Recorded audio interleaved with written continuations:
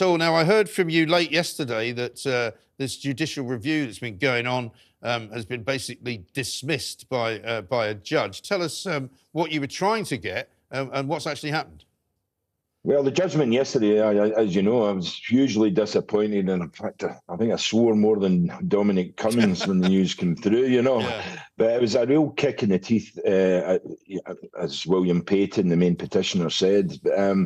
It comes in a day, of course, that £1 million in fines have been registered at the Glasgow City Council over the past 5 months on unfortunate motorists that have driven into Glasgow's LEZ zones. But the judgment they're saying Lady Poole said was not well founded. Well, I'm sorry. I don't know where they're getting that from, or where she's getting that from. If it wasn't well founded, why indeed did she allow the case to continue when we went back, you know, when we got the doors opened to fight the case by her a couple of months back? If it's not well founded then, now it would have been well founded then. The arguments have still been the same. When we first lodged the case, our arguments have been consistent. You can tell I'm pretty sick about all this. I'm absolutely spewing about it. Yeah. But, no, I know. Well, there's no way. I mean, there's just no air pollution problems in Glasgow. It's the stats and data prove that. So how can it not be well founded? Our arguments. The air pollution monitors are sneakily set up under bridges across, beside bus stops, beside taxis. The fines are punitive and disproportionate, as we know. Yeah. There's no proper, well-researched economic impacts assessments carried out prior to its implementation. The results of the public consultation were unsurprisingly ignored. Right. You know, a typical thing from the SNP Green Alliance, and it disproportionately affects the poor, those with lower incomes, and it drives people away. Footfall's never recovered pre-pandemic, and yet here we are bringing in a low economy zone, as I've always called it. It's just not, there's no recovery in the city. And you know what gets me about this lot in power?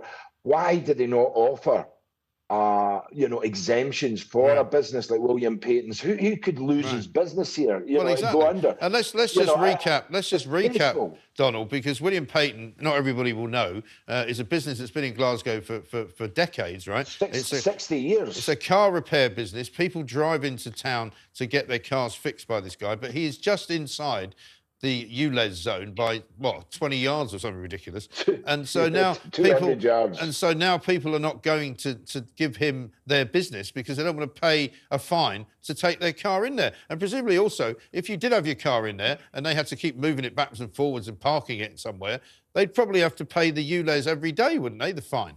Yeah, well, worse than that, he's lost 4 of his mechanics because they have older vehicles. So the mechanics are highly sought after. So they're just working outside the zone now. So we things like that, and you start adding them up. Yeah, businesses go under. People, you just stop visiting the city, and that is a case. And I cannot believe that they're allowed to use false data. Our data wasn't accepted. It was ruled out, and it really, to me, I'm so angry at the judiciary here. I don't think it sticks up for the little guy. I don't think it supports us. It's just, and the council was just highway robbery on a grand scale. It would make Dick Turpin blush, the amount of money that they're scooping up here. I think it's terrible. I really do. As I say, my faith in the judiciary and the legal system is. Well, it's been shot to pieces here. Yeah.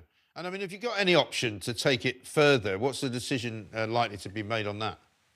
Well, as you say, it's 130 grand we just spent there. It's going to cost a lot more than that to go forward. So we'll need to sit down, the fight back team will need to sit down and see if, if it's a fight worth taking forward. And we begin to think, that the judiciary and the government are in cahoots here. And so, you know, it's a big decision for a law lord to make, especially if it goes against what the government policy is. And so far today, I don't see many of these decisions going against government, whether it's down south or whether it's up here. So it's a huge consideration to be taken on board, if not indeed a great expense.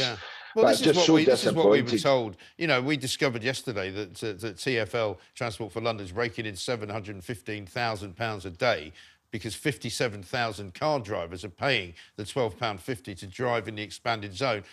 The Mayor of London, Sadiq Khan, told people this wasn't going to affect very many drivers. It wasn't going to affect very many cars. 57,000 a day. It's unreal. And he said it wasn't about the money, it was about cleaning the air. Well, they're just taking the money and running to the bank with it.